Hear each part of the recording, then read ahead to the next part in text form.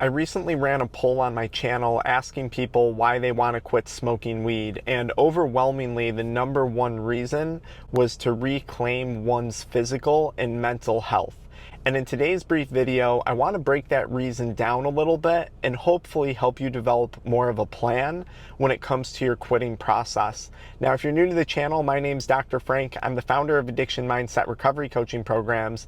And if you want to learn more about our supplements, our free handouts on quitting weed, or our group or one-on-one coaching programs, be sure to check out the pinned comment or the video description where you can find a link for all of those resources in one place. When it comes to quitting smoking weed, of course, and myself included, a lot of people want to quit to better their mental health and better their physical health. It's not necessarily weed that is particularly damaging.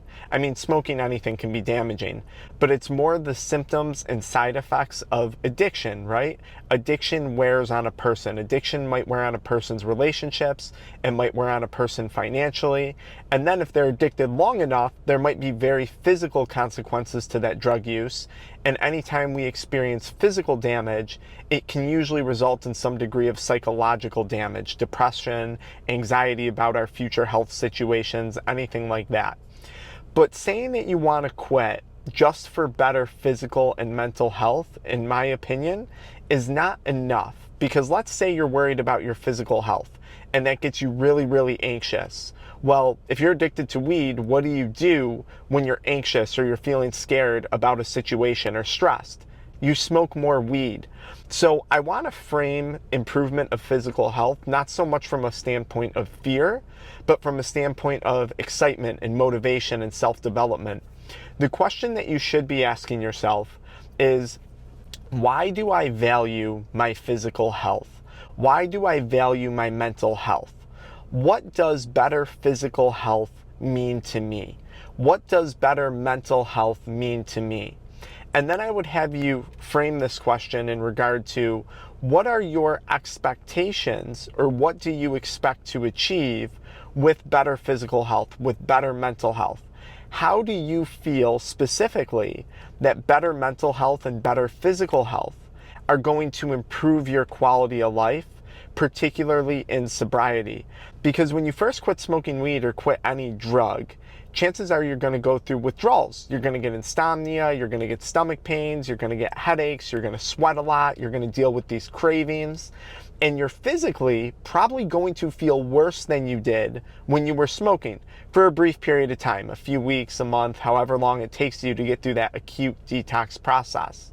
And just saying, I'm doing this to feel better physically, is probably going to fail you, because objectively, when you first quit, you're actually feeling worse. But if you can think more big picture, more long-term goals, I want to feel better physically so I can get in better shape. And getting in better shape is going to improve my confidence. It's going to improve my self-worth. And improved confidence and improved self-worth might be valuable from a standpoint of your career. It might be valuable if you're seeking a new relationship with a potentially significant other. Having increased confidence and self-worth is a side effect of improved physicality, of improved mental health. But the question is, what does that positive side effect get me in life? What are the goals that I'm going after? If I feel better physically and mentally, I might be able to focus more on my work, on my career. And if I focus more on my career, that's going to drive up my income. And if I drive up my income, I can better provide for my family and the people that I care about most. So maybe the goal of better physical health isn't actually as self-driven as you thought it was. Maybe it's a lot more outward driven. Better physical health allows me to help others. How? Why would I want to help others? Because that's something that truly makes people happy. Quitting weed for physical health or mental health purposes needs to be framed in a positive light. Not in a light of, I gotta quit because I'm scared I'm gonna get cancer, or I'm worried about my lungs, or I'm worried that this depression is gonna take me out. It needs to be framed in a positive light.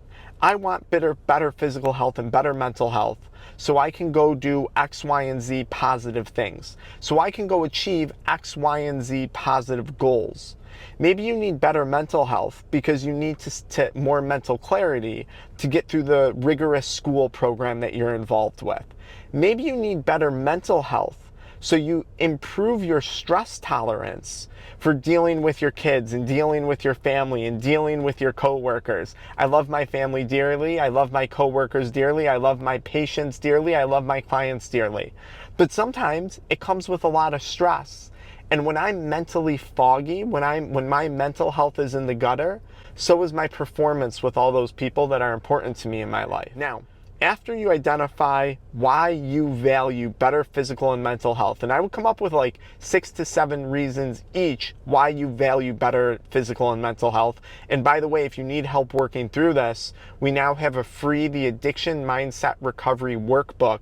It's a 90-page PDF. You can download it for free, and it will walk you through this mindset, this thought process, okay? You can find that in the pinned comment or the video description. Once you identify why you care about your physical health and your mental health, I think the next step becomes focusing on what you shouldn't be doing more so than what you should be doing.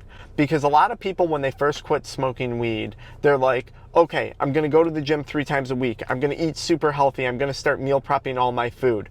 I'm gonna make sure I get 30 minutes of sun every day. I'm gonna go to the sauna. I'm gonna take cold showers. All these different things that you should be doing pop into your head.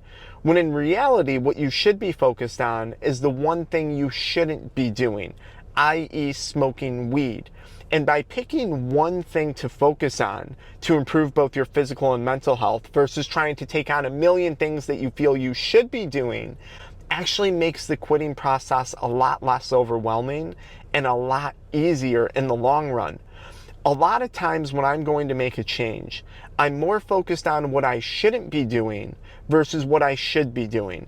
Because if I avoid smoking weed, naturally I'm going to have more energy to go exercise, and that's going to make me feel better. If I avoid smoking weed, I'm going to personally have more mental clarity, and that's going to allow me to perform better in my work and perform better with my family. i.e., I'm quitting smoking weed. What shouldn't I do? I probably shouldn't eat a bunch of junk food to cope with not smoking weed, right? I probably shouldn't do that. I probably shouldn't lay in my bed all day scrolling on my phone when I first quit smoking weed. I should probably avoid doing that. And by not doing that, that means I'm probably going to wind up getting outside and doing something better for my health. A lot of times we overcomplicate quitting and the reasons why we're quitting because we focus on all the things we should be doing, when in reality we should simplify it as to what things shouldn't I do. Some of the most influential advice I was given when it came to quitting drugs was, Frank, if you want to feel better, stop doing things that make you feel bad. And the person went on to further explain that they didn't have to tell me what makes me feel bad. I already knew what those things were. Yeah, scrolling social media all day, high, not getting outside, not getting exercise, not focusing on a hobby, a career, not keeping myself occupied. Those are all bad things. I knew that inherently. I didn't need someone to tell me that. And by simply avoiding doing those things, I dramatically improved my life. Not only my physical and mental health, but also my relationships, my finances, my career, my entrepreneurial, businesses that I'm involved with. So hopefully this reframing of mindset helps you out, because the last thing I want you to do is go into quitting weed from a standpoint of fear regarding your physical and mental health, because chances are you're going to cope with that fear by smoking more weed, because part of quitting is developing new coping mechanisms.